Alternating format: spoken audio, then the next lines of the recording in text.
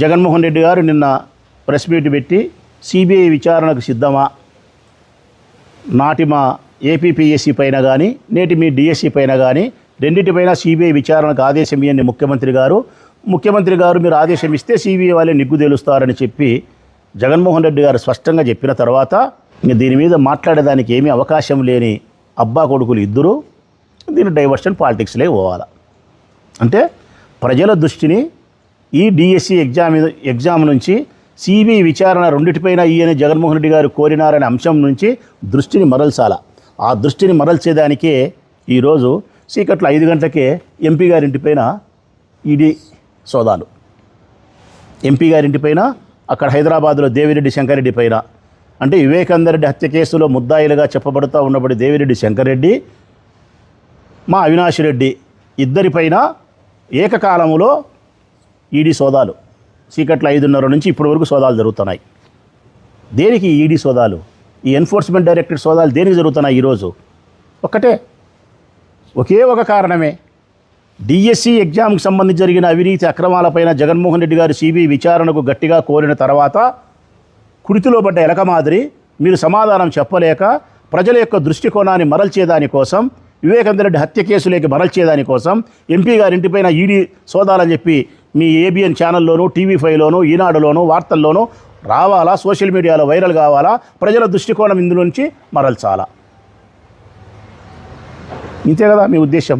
Diversion పాలిటిక్సే ఇది. 100కు 100% నేడు జరుగుతూ ఉండే ఈడీ సోదాలు డైవర్షన్ పాలిటిక్స్లో భాగంగానే డిఎస్సి ఎగ్జామ్ పైన జరిగిన అవినీతి అక్రమాలను మూసిపెట్టేదానికోసమే జగన్మోహన్ రెడ్డి గారు ఘాటుగా ప్రశ్నించిన తర్వాత సిబిఐ విచారణకు మీరు ఆదేశించలేని పరిస్థితుల్లో కుడితిలో పడ్డ ఎలక మాదిరి తప్పించుకునే ప్రయత్నంలో భాగంగా డైవర్షన్ పాలిటిక్స్. ఇటు ఎంపీ గారింటి మీద, దేవిరెడ్డి శంకరెడ్డి గారి పైన, వివేకానందరెడ్డి హత్యకు సంబంధించి కానీ మరొక దానికి సంబంధించి కానీ వాస్తవానికైతే ఈరోజు ఛార్జెస్ ఫ్రేమ్ చేస్తున్నారు.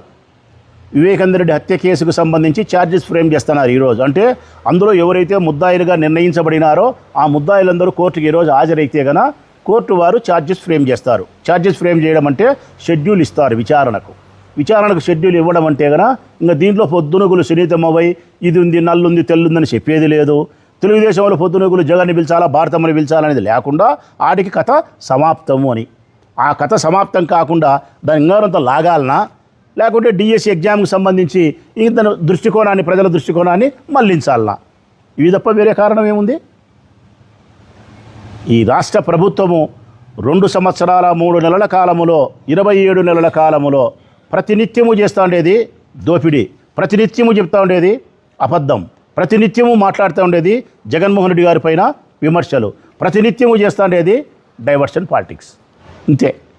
వారు చేసిన తప్పులను తప్పించుకునేదానికి, కప్పిపుచ్చుకునేదాని కోసం జగన్ పాలన, గతంలో జరిగిన పాలన పైన ఆరోపణలు, లేదంటే డైవర్షన్ పాలిటిక్స్లో భాగంగా లడ్డు అంటారు, వివేకానందరెడ్డి హత్య అంటారు, గొడ్డలు అంటారు, తల్లి అంటారు, చెల్లి అంటారు, లేకుంటే విజయవాడ బోట్ అంటారు.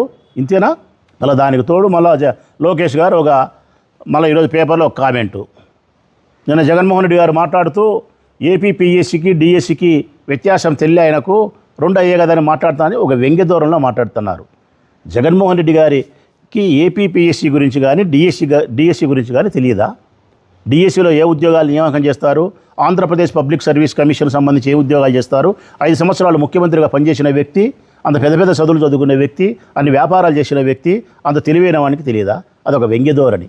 మాట్లాడేటప్పుడు, ఫ్లోలో మాట్లాడేటప్పుడు ఏదో ఒక మాట అటో ఇటో మాట్లాడితే దాన్ని పట్టుకొని వ్యంగ్యంగా మాట్లాడు. నేను అడుగుతా ఉన్నా లోకేష్ను, నువ్వు జగన్మోహన్ రెడ్డి గారిని ఏపీపీఎస్సీకి సంబంధించి కానీ డిఎస్సికి సంబంధించి కానీ ఎకతాళి చేయగలిగినంత భాషా పరిజ్ఞానం కానీ నీకు నేలకంత పలసగా ఉందే లోకేష్ బాబు?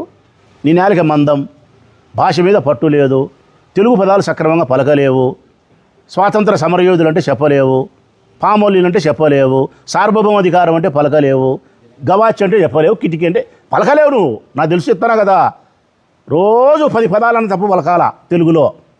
ఇంత తెలుగును అస్పష్టంగా మాట్లాడే నువ్వు, ఇంత తెలుగును కూని చేసి మాట్లాడే నీవు జగన్మోహన్ రెడ్డి గారు ఎగతాళి చేయడం, మళ్ళీ నీ తరఫున కొంతమంది ఎగతాళి చేసి మాట్లాడడం. ముందు తెలుగు స్పష్టంగా మాట్లాడేది నేర్చుకో. నిజాయితీగా శాసనసభలో మాట్లాడేది, శాసన మండలిలో మాట్లాడేది నేర్చుకో. ప్రజల పక్షాన సమాధానం ఇవ్వాల్సిన బాధ్యత కలిగిన అధికారంలో ఉండారు కాబట్టి నేను చర్చకు వస్తా. చర్చకేందయ్యా నువ్వు వచ్చేది? జగన్మోహన్ రెడ్డి గారు వచ్చేది చర్చకు? మీ నాయన రమ్మను చర్చకు, జగన్ వస్తాడు. నీ స్థాయి తక్కువ. జగన్మోహన్ రెడ్డి గారు నీ దగ్గరకు వచ్చి చర్చ చేయాల్సిన స్థాయి నీది కాదు. నీవు ఆఫ్టర్ ఆల్ ఒక మంత్రివి. మా వాళ్ళు 116 మంది మంత్రులు నీతో చర్చకు వస్తామంటున్నారు. ఒకవేళ జగన్మోహన్ రెడ్డి గారు చర్చ చేయాలంటే నీ తండ్రి గారు రమ్మను, చర్చ చేస్తాడు. అయినా జగనేంది చర్చ చేసేది నాకు తెలియక అడుగుతా. నీ తండ్రితో కానీ, నీతో కానీ, నీ ప్రభుత్వంతో కానీ చర్చ చేయడానికి డిఎస్సి ఎగ్జామ్ రాసి బలి అయిపోయినటువంటి నిరుద్యోగ యువత సంసిద్ధంగా ఉండారు. 372 మంది పిలుస్తున్నారు, మేము వస్తామయ్యా అని. మీరు వాళ్ళతో చర్చ చేయండి. స్పష్టంగా జగన్మోహన్ రెడ్డి గారు సిబిఐ విచారణ కోరిన తర్వాత ఈ రాష్ట్ర ప్రభుత్వానికి సమాధానం చెప్పుకోలేక డైవర్షన్ పాలిటిక్స్లో భాగంగా ప్రజల దృష్టిని మరల్చేదానికోసం ఈరోజు ఎంపీ గారు అవినాష్ రెడ్డి గారి ఇంటిపైన ఎన్ఫోర్స్మెంట్ డైరెక్టర్ ఈడీ సోదాలని చెప్పి ప్రజల దృష్టిని మరలుస్తున్నారు. ఇది ప్రజలు గమనించమని కోరుతా ఉన్నా. ఇట్లా ఉపాధ్యాయ ఉద్యోగ నియామకాల్లో ఇంత ఘోరమైన అవినీతికి ప్రభుత్వం పాల్పడితే వీళ్ళనా మనం ఎన్నుకునేది? ఇంత వాగ్దానం చేసి సంక్షేమ పథకాలు కానీ అభివృద్ధి కానీ మోసం చేసింది వీళ్ళ? ఇంత ఉద్యోగాల విషయంలో ఇంత మోసమా? నిరుద్యోగ యువతకి ఇంత అన్యాయమా? వ్యవసాయానికి ఇంత అన్యాయమా? ఆడపిల్లల మానానికి ప్రాణానికి రక్షణ లేకుండా ఇంత అన్యాయమా? ఇట్లా చెబుతా పోతే 1,00,000 ఉన్నాయి. ఇటువంటి పార్టీకి మనం ఓటు వేసినామా? ఇట్లటోళ్ళను మనం నెత్తిన గుచ్చపెట్టుకున్నామా? దరిద్రాన్ని నెత్తిన పెట్టుకున్నట్టు మనం నెత్తిన పెట్టుకున్నామని చెప్పి ప్రజలు బాధపడే పరిస్థితి ఎక్కడ చూసినా ఉంది. నిజంగానే చెప్తా ఉన్నా, ఈ ప్రభుత్వాన్ని దరిద్రంగా శనిగా మన నెత్తిన కూర్చోబెట్టుకున్నాం, మన శని మన దరిద్రం అని చెప్పి ప్రజలు బాధపడతారని చెప్పడానికి ఒకే ఒక సంకేతం అక్టోబర్లో రుజువైతుంది. స్థానిక సంస్థల ఎన్నికల్లో 100కు 100% ప్రజలు అటువంటి తీర్పునే ఇస్తారు. ఇది గమనించమని కోరుతా ఉన్నా.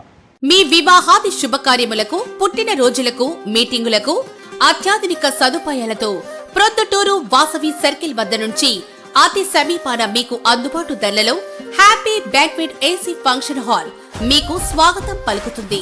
మా ఫంక్షన్ హాల్ నందు వంట సామాగ్రి మరియు విశాలమైన కార్ పార్కింగ్, అతి తక్కువ మెయింటెనెన్స్ ఖర్చుతో ఏ ఫంక్షన్ అయినా మా happy banquet AC function hall నందు జరుపుకొని ఆనందాన్ని పొందండి. బుకింగ్ కొరకు సంప్రదించండి. మా సెల్ నంబర్ 9100600238 7799 000211.